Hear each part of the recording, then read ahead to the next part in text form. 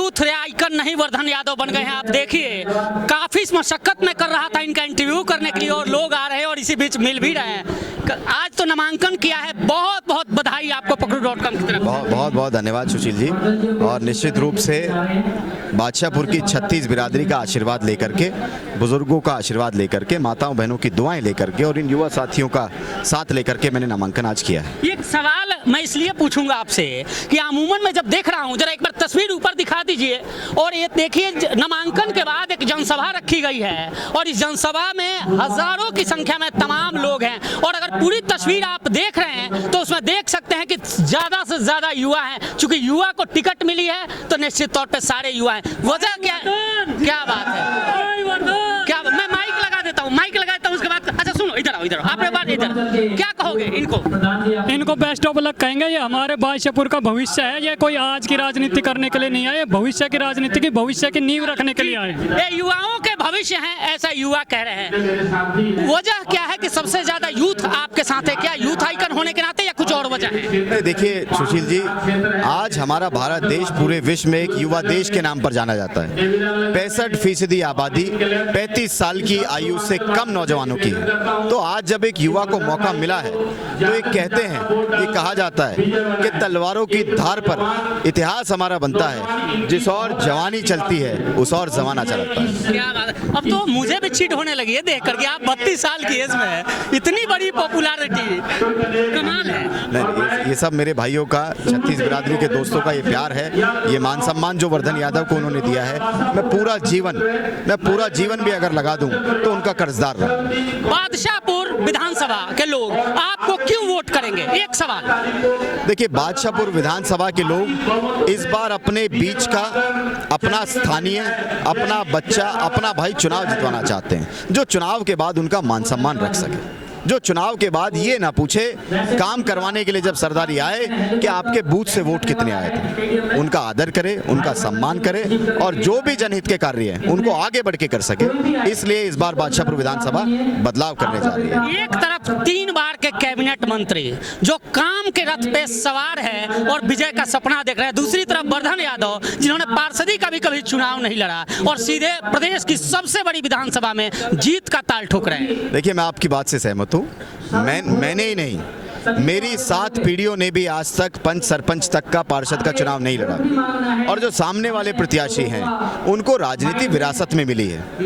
उनके पिताजी, उनके दादाजी एमएलए एमपी मंत्री रह चुके हैं। तो ये चुनाव एक साधारण परिवार के, किसान परिवार के बच्चे के सामने एक राजनीतिक परिवार का चुनाव है। ये जनता तय करेगी कि जो व्यक्ति बादशाहपुर विधानसभा की जनता से ये पूछता है कि आपके बूथ से वोट कितने आए थे, जो व्यक्ति बिना मैं समझता हूं अभी तक चुनाव में उतरे, केवल महज चंद दिन हुए हैं दोनों पार्टियों का, चंद घंटे हुए हैं, चंद दिन हुए हैं दोनों पार्टियों का चुनाव चिन्ह डिक्लेयर हुए, अभी से उनका अहंकार ये कह रहा है कि मैं इतने हजारों वोटों से जीत रहा हूं, लाखों वोटों से जीत रहा हूं। सुशील जी, लोकतंत्र में लोक पहले आता है, तंत्र पहले आता है। डर है? तंत्र बाद आपको आता है। डर लग रहा है?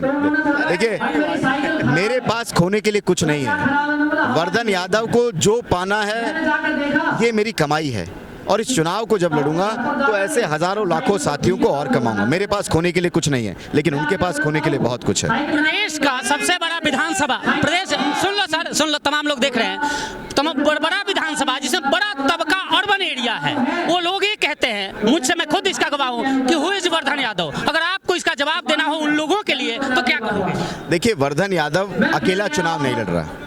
आज जिस शहरी क्षेत्र की आप बात कर रहे हैं वो शहरी क्षेत्र इस 10 साल की भारतीय जनता पार्टी की सरकार से बहुत नाराज है, बहुत पीड़ित है। मैं मानता हूं कि ऐसा भी कुछ तबका होगा जिसके पास वर्धन यादव अभी नहीं पहुंचा हुआ होगा, लेकिन मेरे पास समय है।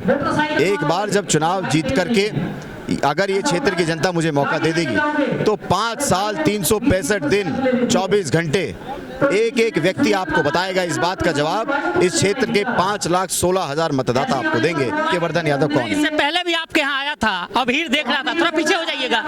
कई बीजेपी वाले हैं, जरा एक सवाल का जवाब और दे दो सर। कई बीजेपी वाले चेहरे यहाँ दिखते हैं, क्या ये मान लें कि कई बीजेपी वाले के बड़े नेता जो वोट को इधर उधर करते हो वो भी आपके संपर्क में है और आपकी सहायता कर रहे हैं? देखिए, संपर्क की बात बड़ा दुर्भाग्य है, बहुत मुझे भी दुख होता है कि भारतीय जनता पार्टी के जो साथी इतने लंबे समय से मेहनत कर रहे थे, जो साथी परिश्रम करके दरियां बिछा रहे थे, पोस्टर लगा रहे थे, भीड़ इकट्ठी कर रहे थे, धरने प्रदर्शन कर रहे थे, पार्टी के लिए समर्पित थे, लेकिन एकदम से एक ऐसे व्यक्ति को, देश की जो अपने आप को सबसे अनुशासित पार्टी कहती है, उसमें ये कह करके कि भाई मैं लठ के जोर पर टिकट लाया हूं, ये अनुशासन है भारतीय जनता पार्टी का। तो जितने कार्यकर्ता हैं, मेरी संवेदनाएं उनके साथ है और उनका प्यार भी विभिन्न पार्टियों का, सभी पार्टियों का प्यार। बोहरा जी भी है। बोहरा साहब, आपने तो कांग्रेस अभी ज्वाइन किया नहीं, तो आशीर्वाद कांग्रेस को देने आए हो या वर्धन यादव को?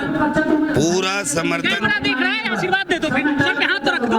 क्या बात है? पूरा समर्थन कांग्रेस पार्टी को। वर्धन मेरा दामाद है, मेरी पोती भी आई है वर्धन के भाई को। क्या बात है? पहली बात, सारी रिश्तेदारी जोड़ ली। नहीं, दूसरा जो गुड़गांव का हाल किया इन लोगों ने, उसका बदला एक एक वोट डालकर कांग्रेस को इनको विदा कर देंगे 87 की तरह। ये तमाम, ये केवल सुबह सिंह नहीं, तमाम ये लोग हैं जो तस्वीरें आप देख रहे हो। और यहाँ ये नामांकन के बाद की जनसभा की तस्वीरें हैं, जरा इन तस्वीरों को भी दिखा दो कि ये तमाम जो लोग बैठे हैं, नामांकन के बाद विशाल जनसभा हो रहा है और तमाम यूथ, अगर हम कहें तो तमाम यूथ यहाँ मौजूद है। और यहाँ सांसद दीपेंद्र हुड्डा भी आने वाले हैं और उन्हीं के लिए इंतजार में ये तमाम लोग खड़े हैं। हालांकि 5 अक्टूबर को जब वोट डलेंगे तब बादशाहपुर का सरताज कौन होगा ये यहाँ की जनता तय करेगी। वीडियो जर्नलिस्ट सुधांशु के साथ सुशील सिंह, पकड़ू.com, बादशाहपुर।